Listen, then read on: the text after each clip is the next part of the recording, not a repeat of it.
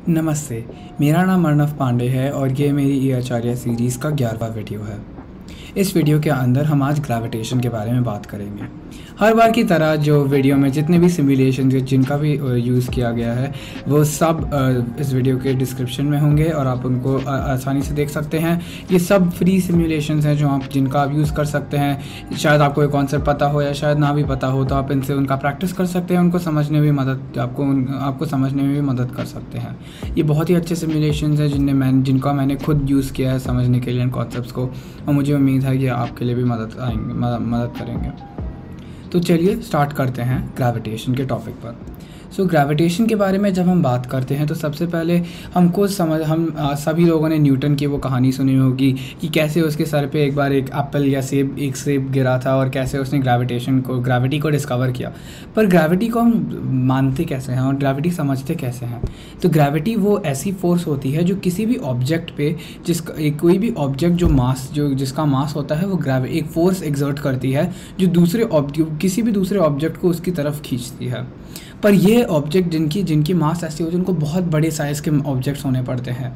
जैसे अर्थ की gravitational force की वजह से मून अर्थ के अराउंड घूमता है और अर्थ एक बहुत ही ज़्यादा मास रखने वाला ऑब्जेक्ट है, तो इसी की वजह से उसकी ग्रेविटेशनल फोर्स है। तो हम ऐसा बोल सकते हैं कि जैसे ऑब्जेक्ट्स का मास बढ़ता जाता है वैसे ही उनकी ग्रेविटेशनल फोर्स बढ़ती जाती है। तो इसका एग्जांपल देख सकते हैं कि अर्थ काफ़ी बड़ा है तो उसको मून को ग्रेविटेशनल फोर्स से खींचता है, पर सन तो अर्थ से भी काफ़ी ज़्यादा बड़ा है, तो ऐसे ही सन अर्थ को अपने ग्रेविटेशनल फोर्स में से खींचता है। तो अब ग्रेविटी के अंदर जो नेक्स्ट कॉन्सेप्ट जो हमको समझना बहुत ज़रूरी होता है उसको बोलते हैं यूनिवर्सल लॉ ऑफ ग्रेविटेशन। तो यूनिवर्सल लॉ ऑफ ग्रेविटेशन ऐसे समझ सकते हैं कि कोई भी ऑब्जेक्ट जिसका मास होता है वो उसी प्रोपोर्शन माने अगर एक बढ़ेगा तो दूसरा भी बढ़ेगा। तो जैसे मास ऊपर जाएगा, जो किसी भी ऑब्जेक्ट का मास बढ़ता जाएगा, वैसे ही उसकी ग्रेविटेशनल फोर्स बढ़ती जाएगी। और ऐसा बोल सकते हैं कि it is inversely proportional to the distance. तो माने इसका मतलब हुआ कि अगर हम उसका डिस्टेंस बढ़ाते जाएंगे तो ग्रेविटेशनल फोर्स कम होती जाएगी। तो इसका एग्जांपल अगर आप सोचिए, जैसे हमसे काफ़ी दूर बहुत सारी और गैलेक्सीज़ होती हैं, वो गैलेक्सीज़ भी बहुत ज़्यादा बड़ी होती है मास में, और उनके अंदर भी और बड़े बड़े सन्स और प्लैनेट्स होते हैं, और उनके सन्स हमारे सन से भी काफ़ी ज़्यादा बड़े होते हैं। ऐसे काफ़ी स्टार्स होते हैं, लेकिन उनका ग्रेविटेशनल इम्पैक्ट अर्थ पे काफ़ी कम होता है क्योंकि उनके बीच और अर्थ के बीच की जो डिस्टेंस है वो बहुत ज़्यादा है। तो हम समझ सकते हैं कि जैसे ही डिस्टेंस बढ़ती है ग्रेविटेशनल फोर्स कम होती है। तो ऐसा बोल सकते हैं कि they are inversely proportional. Inverse जैसे उल्टा होता है, तो एक बढ़ता है तो दूसरा गिरता है। अब इसके अंदर हमको एक फार्मूला मिलता है जो आपको शायद याद भी करना होगा अपने एग्जाम्स के लिए। तो वो फार्मूला हम लिखते हैं कि the force is equal to gravity times the mass 1 times mass 2 divided by distance squared. तो चलिए अब इस फॉर्मूला को समझने की कोशिश करते हैं इस सिमुलेशन के साथ। तो इस सिमुलेशन से हम समझ सकते हैं कि वो फॉर्मूला हमको कैसे मिलता है, क्योंकि वो फॉर्मूला शायद दिखने में कॉम्प्लिकेटेड हो पर वो होता बहुत आसान है। तो इस फॉर्मूला का सबसे पहले दो चीज़ें दी गई हैं, वो एक है कैपिटल M और स्मॉल m। तो उसको हमको समझना ज़रूरी है कि वो होगा क्या। तो दोनों m जो हैं वो किसी भी दो ऑब्जेक्ट्स के मास को दिखाते हैं। तो जैसे अगर हम ये सिमुलेशन लें तो इसमें हम कर क्या सकते हैं, तो इसमें हम किसी भी दो ऑब्जेक्ट्स की मास को बदल सकते हैं। तो जैसे मैं ये स्लाइडर को खींच रहा हूँ, हम देख सकते हैं कि उसके मास में बदलाव आ रहा है, तो वो ऊपर नीचे हो रहा है, वो उसके मास बदल रहा है। और दूसरे ऑब्जेक्ट्स का भी हम मास बदल सकते हैं। तो इस फॉर्मूला में हम मास की दो वैल्यूज़ को क्या रखेंगे, अगर मैं दोनों की वैल्यू को अगर 100 कर लूँ ताकि हमारे कैलकुलेशंस ईजी हों, तो हम समझ सकते हैं कि एक m होगा 100 और दूसरा m भी होगा 100। तो हम लोग इस फॉर्मूला में m को 100 और 100 लिखेंगे। और दूसरा चीज़ क्या होता है, डिस्टेंस स्क्वायर्ड लिखते हैं फॉर्मूला में, जो आपके फ्रैक्शन साइन के नीचे आता है, डिस्टेंस स्क्वायर्ड। तो अब इस सिमुलेशन में हम इसकी डिस्टेंस को भी बदल सकते हैं कि कितना पास होगा या कितना दूर होगा। तो इस एग्जांपल में इनने मीटर्स में डिस्टेंस को रखा है। असली एग्जांपल्स में अगर हम ग्रेविटेशन अर्थ के बारे में बात करेंगे तो हमारी डिस्टेंस की वैल्यूज़ बहुत ज़्यादा लंबी होंगी, वो किलोमीटर्स या कहीं लाखों किलोमीटर्स में आ जाएंगी वैल्यूज़। पर यहाँ पे हम लोग अपनी मदद के लिए हम लोग सिंपल कैलकुलेशंस लेंगे। तो यहाँ पे हम डिस्टेंस क्या देख सकते हैं, मैंने 10 मीटर की दूरी पे रखा है। तो इनका मास हुआ 100 kg and 100 kg and the distance between them is 10 metres. Now इस फॉर्मूला में तीसरी चीज़ जो होती है वो कैपिटल G लिखते हैं। सो जो कैपिटल जी होता है उसको बोलते हैं यूनिवर्सल ग्रेविटेशनल कांस्टेंट, और ये वैल्यू जो होती है ये एक स्टैंडर्ड वैल्यू होती है जो एक कांस्टेंट माने वो सेम ही वैल्यू रहती है, और उसको हम उसकी वैल्यू होती है कहीं 6.673 times 10 to the power of -11। तो ये उसकी वैल्यू होती है, और ये वैल्यू उस कांस्टेंट में सब्स्टिट्यूट माने उस कांस्टेंट की जगह उस वैल्यू को लिखते हैं। वो कांस्टेंट जी इसलिए लिखा जाता है ताकि हम लोग जब फॉर्मूला लिखे तो हमारे लिए आसान हो, ताकि हमको हर बार उतना बड़ा वैल्यू नहीं लिखना पड़े। तो चलिए अब हम इन हमारी जो सिमुलेशन की वैल्यूज़ है उसको उस फॉर्मूला में लिखते हैं। तो जी की वैल्यू होगी 6.673 टाइम्स 10 टू -11 टाइम्स m, तो m हुआ 100 और दूसरा m भी हुआ 100, तो 100 टाइम्स 100 हुआ 10,000 10,000, और हमारी नीचे हुई डिस्टेंस स्क्वायर्ड, तो हमारी डिस्टेंस की वैल्यू है 10 मीटर्स, तो 10 मीटर स्क्वायर्ड हो गया 100, तो हमको मिला 10,000 डिवाइडेड बाय 100 टाइम्स जी जो हमारा कांस्टेंट है। तो 10,000 डिवाइडेड बाय 100 हुआ 100 और जी हमारा कांस्टेंट है। तो 100 में हम देख सकते हैं अगर हम लोग इसको साइंटिफिक नोटेशन में लिखें जिससे हमारा काम थोड़ा आसान हो जाएगा, तो मैं यहाँ पे इन फोर्स वैल्यूज़ को मैं बदल सकता हूँ। तो यहाँ पे मैं इनको डेसिमल की जगह साइंटिफिक नोटेशन में लिखता हूँ। तो हमको क्या मिला 6.67, अगर हम उसको आसानी से लिखें 6.67 टाइम्स 10 टू -11 जो हमारा कांस्टेंट है, times 10 to the power of 2, 10 to power of 2 क्या हुआ 100, तो हम उसको 10 टू पावर ऑफ 2 लिख सकते हैं। नाउ अब हम एक्सपोनेंशियल लॉज में से समझ सकते हैं कि 10 to the power of -11 times 10 to the power of 2 होगा -11 प्लस 2, तो -11 प्लस 2 हुआ -9, तो हमारा वैल्यू हमको मिल गया। यहाँ पे जो हमारा force on m1 bye m2 होगा हमारा 6.67 टाइम्स 10 टू -9, जो हुआ -11 प्लस 2 हुआ -9। तो हमारा वो सेम वैल्यू इधर भी देखा जाएगा जो m2 एक्सर्ट कर रहा है m1 पे, क्योंकि हमारे मास की वैल्यूज़ दोनों की सेम है। तो इससे हम समझ सकते हैं कि हमारा जो फोर्स होगा वो सेम रहे, वो हमारा फोर्स होगा वो ये वैल्यू रहेगा। ना इसी से हम काफ़ी चीज़ें समझ सकते हैं, और इनका हम लोग को एग्ज़ाम में भी काफ़ी यूज़ करना होगा फॉर्मूलाज का। तो इस चीज़ से हम कुछ मेन चीज़ें समझ सकते हैं कि इस यूनिवर्सल लॉ ऑफ ग्रेविटेशन जो इसको बुलाया जाता है, इससे हम क्या समझ सकते हैं। पहली चीज़ हम समझ सकते हैं कि हमारी दुनिया में जो देखा जा सकता है कि यही फोर्स, यही ग्रेविटेशन फोर्स हमारी अर्थ को साथ में रखती है। अगर ये ग्रेविटेशन फोर्स नहीं होती तो आप अर्थ की सरफेस से कहीं स्पेस में उड़ जाते, क्योंकि आपके लिए आपको एक नीचे खींचती हुई कोई फोर्स नहीं होती। जब भी अगर आप ऐसे कूदते हैं तो आप वापस नीचे क्यों आते हैं, क्योंकि ग्रेविटी है। अगर ग्रेविटी नहीं होती तो आप शायद कूदते और कहीं स्पेस में कहीं उड़ जाते। तो वो ग्रेविटी ही की वजह से वो अर्थ साथ में रहती है, उसको बाइंड करती है। दूसरी चीज़ें जो हम समझ सकते हैं, यही ग्रेविटेशनल फोर्स की वजह से, जैसे मैंने बोला था, मून अर्थ के अराउंड घूमता है, क्योंकि अर्थ का मास बहुत ज़्यादा है मून के कंपैरिजन में। तो वही ज़्यादा मास होने की वजह से मून अर्थ के अराउंड घूमता रहता है, और अर्थ मून को अपने ग्रेविटेशनल फोर्स से पुल करती है। सेम ही लॉजिक से अर्थ सन के अराउंड घूमती है, क्योंकि सन अर्थ को पुल करता है, क्योंकि उसका ग्रेविटेशनल फोर्स और भी ज़्यादा है।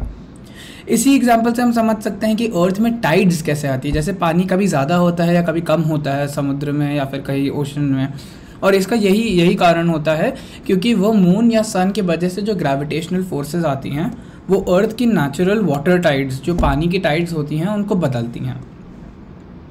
ठीक है, तो ये हुआ हमारा यूनिवर्सल लॉ ऑफ ग्रेविटेशन, और इससे हम जो समझ सकते हैं हमको ये आया। अब अगली चीज़ जो हमारा मेजर कॉन्सेप्ट जो हमको समझना ज़रूरी है वो मास का है, और मास एंड वेट का जो कॉन्सेप्ट है। तो मास और वेट के कॉन्सेप्ट को समझने के लिए मैं एक और सिमुलेशन लाया हूँ। सिमुलेशन थोड़ा कम है, ये आपको समझने में काफ़ी मदद करेगा। तो हम इससे समझ सकते हैं कि जो मास हमारा जो भी होता है वो मास एक कांस्टेंट वैल्यू रहता है किसी ऑब्जेक्ट का।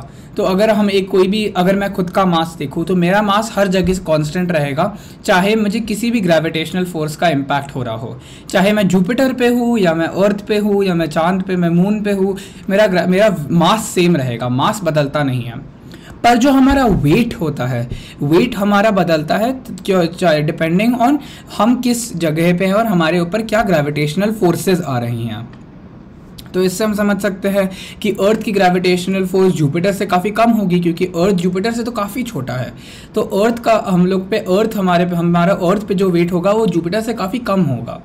और हम जो फॉर्मूला जिसका यूज़ करते हैं हमारे मास हमारे फोर्स को डिटर्मिन करने के लिए, उसको हम बोलते हैं, हम वेट डिटर्मिन करने के लिए is weight is equal to mass times gravitational force. तो ग्रेविटेशनल फोर्स जो हमको नीचे खींच रही है, तो इसका हम एग्जांपल देख सकते हैं। तो जैसे अर्थ को देखते हैं, तो अगर हमारा मास हुआ 50 kg, अगर हमारा 50 kg का मास हुआ और अर्थ का ग्रेविटेशनल फोर्स क्या होता है, उसको हम कई बार लिखते हैं 9.8 न्यूटन्स। तो 9.8 न्यूटन्स का ग्रेविटेशनल फोर्स से अर्थ हमको नीचे खींचता है। तो अगर हम 9.8 टाइम्स 50 करें, तो मैं जल्दी से यहाँ पे करके दिखाता हूँ। सो 9.8 टाइम्स 50, तो अगर हम कुछ करें तो उसका वैल्यू अराउंड 490 न्यूटन्स के पास आएगा। और उसी 490 न्यूटन्स हुआ हमारा वेट। हम उसी वेट से हम लोग एक फोर्स एक्सर्ट कर रहे हैं जो अर्थ को नीचे हम डाल रहे हैं, जो हमारे खड़े होने से वही फोर्स नीचे जा रही है। तो हम एक बार फिर से समझे, वेट हुआ हमारा मास टाइम्स हमारा जो ग्रेविटेशनल फोर्स जिससे हम नीचे खींचे जा रहे हैं। तो यहाँ पे मास 50 टाइम्स 9.8 जो अर्थ का ग्रेविटेशनल फोर्स होता है वो सेम ही रहता है अर्थ पे हर जगह, तो उससे हुआ हमारा वेट हुआ 490। अब जुपिटर की तरफ अगर एग्जांपल ले इसी सिमुलेशन में, तो जुपिटर का मास तो अर्थ से बहुत ज़्यादा होता है। तो वहीं पे अगर हमारा वेट तब भी 50 kg हुआ, पर हमारा जो मास 50 kg है, पर हमारा वेट 1300, तो 1300 न्यूटन होगा। अर्थ के कंपैरिजन में अर्थ में कहीं था हमारा 490, लेकिन 490 से हमारा वेट हो जाता है सीधे 1300। तो हम इससे समझ सकते हैं कि कैसे हमारा वेट अलग जगहों पे अलग होगा, जो हमारे जो ग्रेविटेशनल फोर्स जिससे हम खींचे जा रहे हैं उस पर डिपेंडेंट होगा। तो इसी सिमुलेशन से आप बहुत सारे अलग एग्जांपल्स देख सकते हैं कि आप देख सकते हैं मर्क्यूरी में कितना होगा या फिर नेपट्यून पे कितना होगा। तो ये बहुत ही इंटरेस्टिंग होता है और समझ सकते हैं कि हमारे जो gravitational pull of the planet और हमारे वेट के बीच में क्या कोरिलेशन हो सकता है। और आखिरी कॉन्सेप्ट जो हमारा जो समझना ज़रूरी है इस टॉपिक के, ग्रेविटी के टॉपिक के अंदर है, वो है थ्रस्ट एंड प्रेशर। तो थ्रस्ट क्या होता है वो हम समझ सकते हैं कि थ्रस्ट कोई भी ऐसी फोर्स होती है जो हम अप्लाई कर रहे हैं, जो किसी भी सरफेस के परपेंडिकुलर अप्लाई हो जा रही है, उसको बोलते हैं थ्रस्ट। तो परपेंडिकुलर क्या हुआ, जैसे अगर ये कोई दीवार है और मैं उस पर ऐसे मैं उसको दीवार को दबा रहा हूँ, तो ये हुआ कि मैं I am applying a force of thrust against the wall, और ये परपेंडिकुलर है जो 90 डिग्री का एंगल ऐसे बनाता है, तो उसको हम बोलते हैं थ्रस्ट। और हमारा प्रेशर क्या होता है, वही force of thrust divided by the area, माने कितने एरिया पे उस थ्रस्ट फोर्स को अप्लाई किया जा रहा है, उसको हम बोलते हैं प्रेशर। अब अगर हम लोग वही सेम थ्रस्टिंग फोर्स अगर हम किसी कम एरिया पे अप्लाई कर रहे हैं तो हमारा प्रेशर ज़्यादा होगा, और अगर वही थ्रस्ट फोर्स अगर हम बहुत सब बड़े एरिया पे अप्लाई कर रहे हैं तो हमारा प्रेशर कम होगा। तो हम समझ सकते हैं कि pressure is proportional to the thrust. तो अगर हमारा थ्रस्ट ज़्यादा होगा तो हमारा प्रेशर भी ज़्यादा होगा, and pressure is inversely proportional to area. तो अगर हमारा एरिया बढ़ता जाएगा तो थ्रस्ट गिरेगा, क्योंकि अगर ज़्यादा एरिया पे इम्पैक्ट होगा तो हमारा जो प्रेशर उस पर जा रहा है वो कम ही होगा। तो हम इससे यही समझ सकते हैं। और अगर एरिया कम होता जाएगा वैसे ही प्रेशर बढ़ता जाएगा, जो उस एरिया पे अगर हमारा थ्रस्ट सेम रहा। तो ये हम समझ सकते हैं कि pressure is proportional to thrust and the pressure is inversely proportional to area. Proportional हुआ सेम, एक बढ़ेगा तो दूसरा भी बढ़ेगा, एंड इन्वर्सली माने एक बढ़ेगा तो दूसरा गिरेगा। तो अब इससे हम दूसरी चीज़, एक और चीज़ हम समझ सकते हैं। तो इसका अगर मैं एक एग्जांपल देता हूँ आपको, तो अगर हमारा जो प्रेशर है और हमारा थ्रस्ट के लिए एक बहुत ही अच्छा एग्जांपल हम देख सकते हैं। तो अगर अगर हम कोई ऑब्जेक्ट लें, तो ये सिमुलेशन बहुत ही अच्छा है, जो आपको प्रेशर, थ्रस्ट और बॉयंसी जिसके बारे में भी पढ़ने जा रहे हैं उसके लिए बहुत ही अच्छा है। तो अगर हम ये ऑब्जेक्ट लेते हैं, तो ये ऑब्जेक्ट और ये ऑब्जेक्ट, तो जो थ्रस्टिंग फोर्स है वो सेम ही है, इनका मास सेम है तो इनका फोर्स भी सेम ही होगा, इनका वेट सेम है तो फोर्स भी सेम ही होगा। पर इनका हम देख सकते हैं कि इनका जो एरिया वो अलग है। तो इनमें से आपको कौन सा लगता है कि कौन सा ज़्यादा नीचे जाएगा और कौन सा ऊपर रहेगा? तो जैसे हम लोग जो फॉर्मूला से समझे, जिसका एरिया कम होगा उसका प्रेशर ज़्यादा होगा, और जिसका एरिया ज़्यादा होगा उसका प्रेशर कम होगा। तो अगर एरिया ज़्यादा हुआ तो ये ऊपर रहेगा, पर इसका एरिया कम है तो ये नीचे जाएगा, क्योंकि ये जो प्रेशर एग्जर्ट कर रहा है वो और ज़्यादा है। और प्रेशर हम फ्लूइड्स में भी देख सकते हैं। तो इससे हम समझ सकते हैं बॉयंसी क्या होता है। बॉयंसी का मतलब होता है कि जो बॉयंसी जो होती है, जो फोर्स जो कोई लिक्विड एग्जर्ट करता है, जो ग्रेविटी के फोर्स के अगेंस्ट जाता है। तो जैसे अगर आपने पानी में कुछ रखा तो ग्रेविटी उसको नीचे खींचती रहेगी, पर वो लिक्विड का जो फोर्स है वो उसको पुश ऊपर करता रहेगा। तो जैसे अगर आप किसी लकड़ी के टुकड़े को अगर पानी में रखेंगे तो ऐसा कभी आप काफ़ी बार देख सकते हैं कि वो लकड़ी का टुकड़ा ऊपर पानी में तैरता रहेगा, वो फ्लोट करेगा। और इसी एग्जाम्पल हम यही देख सकते हैं, और ये होता है बॉयंसी। अब बॉयंसी को समझने के लिए हम लोग को एक बहुत ही सिंपल कॉन्सेप्ट समझना पड़ेगा कि जिसकी वजह से हम बॉयंसी समझ सकते हैं कि बॉयंसी कुछ मेजर चीज़ों पे डिपेंड करती है, जो होती है एक कॉन्सेप्ट जिसको हम बोलते हैं डेंसिटी। डेंसिटी को हम समझ सकते हैं कि डेंसिटी ये चीज़ होती है जो उस प्रेशर जो हमारा जो डेंसिटी का डेफिनेशन होता है मास per unit of volume. Mass per unit of volume का मतलब हुआ कि उसका मास, अगर हम लोग मास सेम रखें और अगर हम लोग उसका वॉल्यूम बदले, माने उसका साइज़ बदले, तो हमारा जो डेंसिटी होगा वो कम या ज़्यादा होगा।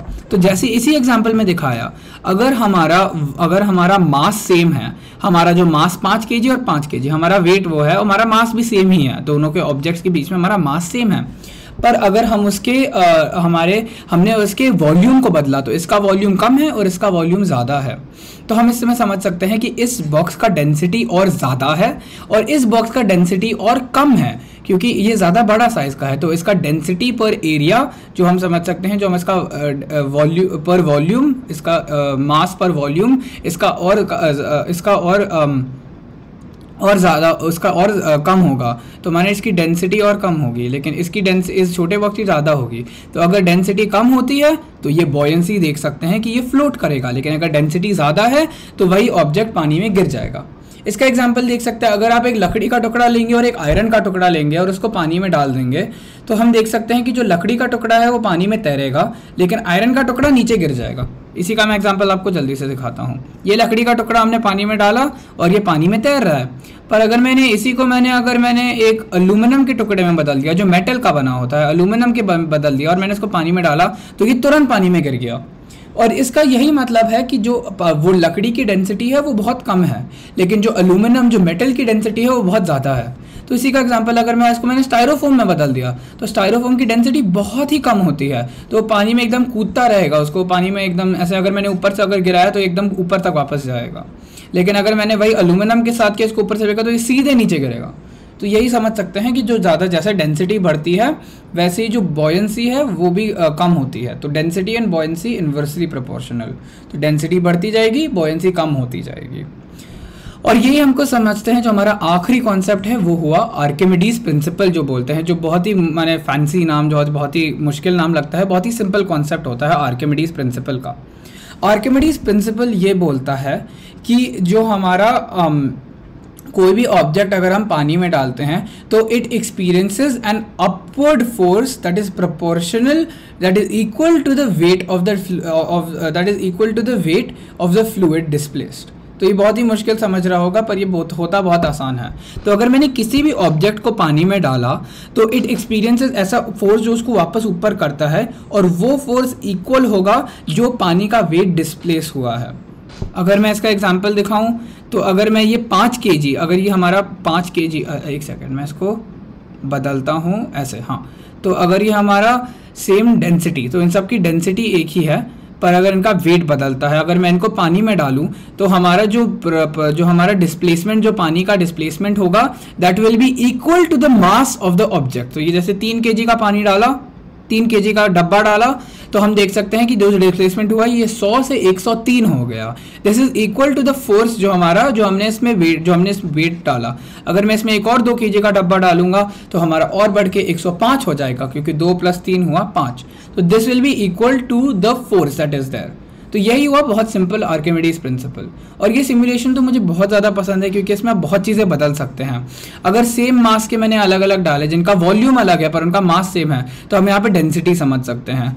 अगर इनका वॉल्यूम सेम है लेकिन इनका मास अलग है, तो हम यहाँ पे फिर से डेंसिटी देख सकते हैं कि कैसे अगर वजन ज़्यादा होगा तो उसकी डेंसिटी ज़्यादा होगी, लेकिन अगर इसका वजन कम होगा तो उसकी डेंसिटी और कम होगी, तो जिससे वो फ्लोट करता रहेगा। और अगर हम सेम डेंसिटी के अलग अलग बॉक्सेस डालेंगे तो ये हम फिर से देख सकते हैं कि कैसे अगर इसका वजन मैं अगर मेरा छोटा बॉक्स लूँगा तो कैसे ये सब तैर रहे हैं, क्योंकि इनकी वजन अलग है लेकिन इनका वॉल्यूम इनका डेंसिटी अलग है और इनका वॉल्यूम भी अलग है, तो ये सब पानी में तैर ले रहे हैं। और अगर इनका डेंसिटी बदलूँ तो सब ये पानी में ऊपर भी जा पा रहे हैं। तो इनसे इस सिमुलेशन से बहुत अच्छे से हम समझ सकते हैं कि कैसे हमारी डेंसिटी में बदलाव आता है और कैसे हम इससे समझ सकते हैं कि बॉयंसी कैसे होती है और आर्किमिडीज प्रिंसिपल कैसे समझा जा सकता है। तो ये वीडियो के लिए इतना ही। ये मुझे उम्मीद है कि आप इस वीडियो के वजह से आप ग्रेविटी को अच्छे से समझ पाएंगे और आप कुछ नया भी सीख पाएंगे। तो वीडियो को जैसे मैंने बोला था, प्लीज़ इस वीडियो को लाइक शेयर करिए, सब्सक्राइब कीजिए और मुझे उम्मीद है कि इसने आपकी मदद की। अगर आपने इसको बाकी स्टूडेंट्स के साथ शेयर करना चाहते हैं तो प्लीज़ वो भी करिए। और वीडियो देखने के लिए बहुत बहुत thank you and next video please देखने की कोशिश कीजिएगा और मुझे उम्मीद है मैं उसमें भी आपके लिए बहुत सारे नए और अलग सिमुलेशंस लाऊंगा जो आपकी मदद कर पाएंगे। Thank you.